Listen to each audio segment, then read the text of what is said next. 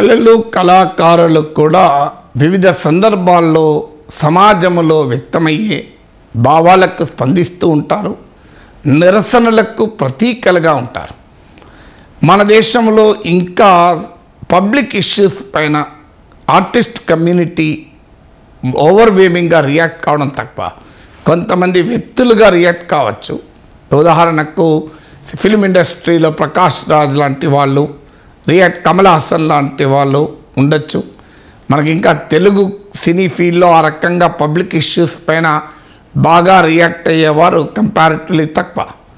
Social and political issues, economic issues పైన political లీడర్లుగా మారిన కళాకారులు తెలుగునాట ఉన్నారు. కానీ పబ్లిక్ ఇంటలెక్చువల్ రోల్స్ ప్లే చేసి సమాజంలో ప్రజల పక్షాన సమాజంలో జరుగుతున్న పరిణామాలపైన స్పందించినటువంటి వారు తక్కువ. కానీ బాలీవుడ్లో దీపికా పదుకొనే చూసాం, జేఎన్యూలో జరుగుతున్న పోరాటాలకు మద్దతుగా వెళ్ళి నిలిచారు.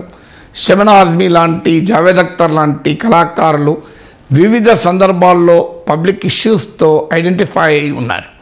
సో ఈ ఆర్టిస్ట్ ఫర్ పబ్లిక్ యాక్షన్ అనేది ప్రపంచవ్యాపితంగా ఉన్న ట్రెండ్ తమ తేడాలతో ఇప్పుడు తాజాగా ఆస్కార్ వేదిక పైన ఆర్టిస్ట్ ఫర్ పీస్ అనేటువంటి ఉద్యమం మనకు కనబడింది. ఆస్కార్ అవార్డుల సందర్భంగా రఫాలో లాంటి నటులు, సో మీకు అవెంజర్స్ సినిమా చూసిన వారికి ఈ నటుడు తెలియనివారు కాదు. సో అలాగే ఐలాష్ లాంటి కళాకారులు, బిలీ ఐలాష్ లాంటి వాళ్ళు, సో మీరు వాళ్ళని ఆస్కార్ లైవ్ చూస్తే మనకు అర్థమవుతుంది. వారు మనకి స్క్రీన్ పైన ఇది కూడా చూడండి మీరు ఇమేజ్. ఈ ఇమేజ్ వాళ్ళ డ్రెస్సెస్ పైన మనకు కనబడుతూ ఉంటుంది.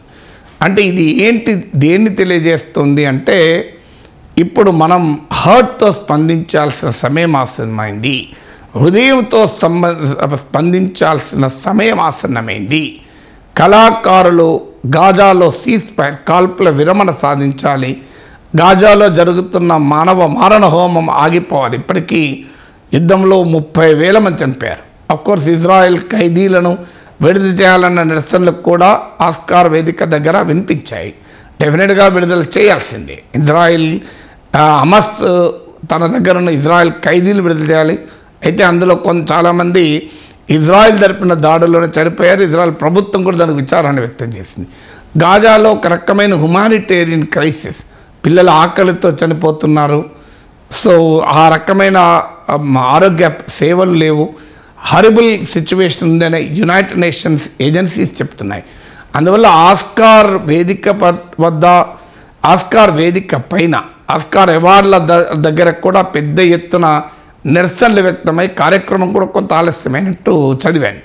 సో డెఫినెట్గా అప్రిషియేట్ చేయాలి. ఆస్కార్ లాంటి ఒక ప్రపంచ సినిమా వేదిక పైన ప్రపంచం ఎదుర్కొనే ఒక సమస్య పట్ల కళాకారులు తమ బహిరంగ నిరసన వ్యక్తం చేయడం.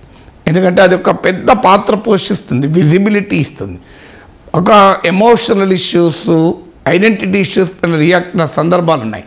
ఇప్పుడు కావేరీ జల వివాదం వచ్చినప్పుడు Tamil artist community, Kannada artist community భాషల వారీగా, ప్రాంతాల వారీగా విడిపోయి ప్రజల భావోద్వేగాలకు రెస్పాండ్ అయ్యామని పేరు తెచ్చుకుంటూ ఉంటారు.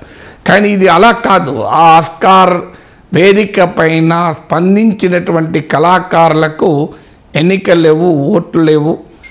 గాజాలో జరుగుతున్న యుద్ధం వారికి ప్రత్యక్షంగా సంబంధం లేదు.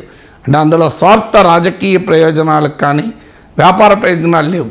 కేవలం ఒక కళాకారుడిగా సమాజము ప్రపంచం పట్ల స్పందించాల్సిన చైతన్యాన్ని గుర్తు చేస్తుంది. అందువల్ల ఆస్కార్ వేదికగా జరిగినటువంటి ఈ నిరసన, చూపబడినటువంటి నిరసన శాంతి కొరకు, యుద్ధ నివారణ కొరకు, కాల్పుల విరమణ కొరకు, జరిగిన మానవ హక్కుల కొరకు వ్యక్తమైన అభిప్రాయాన్ని మనం ఆహ్వానించాలి.